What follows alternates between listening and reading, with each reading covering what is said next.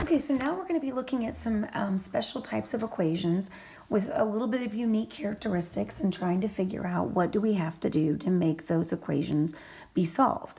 And we do have a couple of extra rules to follow in addition to the rules we just learned. So let's talk first about equations with variables on both sides. So when there's variables on both sides, what is the goal? Well, the goal is to get all the terms with the same variable on one side of the equation first. Before we start moving or doing any other solving, that's our number one goal. So how do you do that? So if you have variables on both sides and they've got to be combined on the same side, how do you move them? Well, you're going to add or subtract. Whatever the sign is, you do the opposite. Add or subtract the term from both sides of the equation. It will cancel from one side and it'll move to the other side. Now, how do you know which one to move? Well, it really doesn't matter. You'll still get to the same answer, but it does become a little easier if you move the term that is the smallest, because that will avoid negative variables. So it makes it a little bit easier on us doing the work. And then once you get it to the side that it's going to be with the other variable, then you have to combine those like terms. And then you go about solving the rest of the equation, just following all the other rules that we already know. So let's go ahead and try a couple examples. So this first one's pretty basic. You can see that the equal sign is there, and on the left side there's a 9y, and on the right side there's a 5y. If we want to get those together, one of them has to move. Well, we look for the one that's the smallest. The smallest is 5y. So we're going to take that 5y and we're going to move it to the other side by subtracting it, because right now it's positive 5y. We need a positive 5y to cancel with a negative 5y. So it's gone from that side, and all that's left over there is negative 13. But the left side has like terms to combine now. 9y minus 5y is 4y, and then we still have the plus 3. So now when we combined our variables, we only have one variable, which is good. And now I'm going to go about solving the rest of the way. So my goal is to isolate the y. So I have to do the reverse order of operations. That's multiplying. This is adding.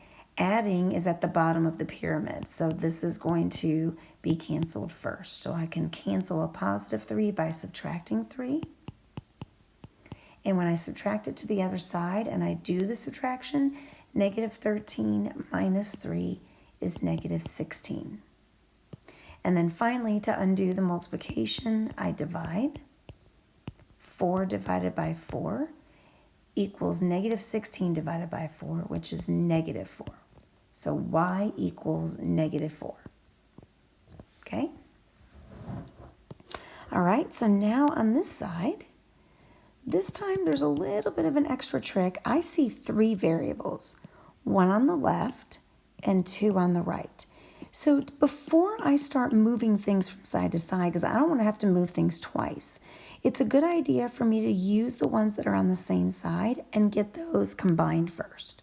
So I can rewrite 5 minus 2x, and then on the right side, 3x minus 7x is negative 4x plus 25.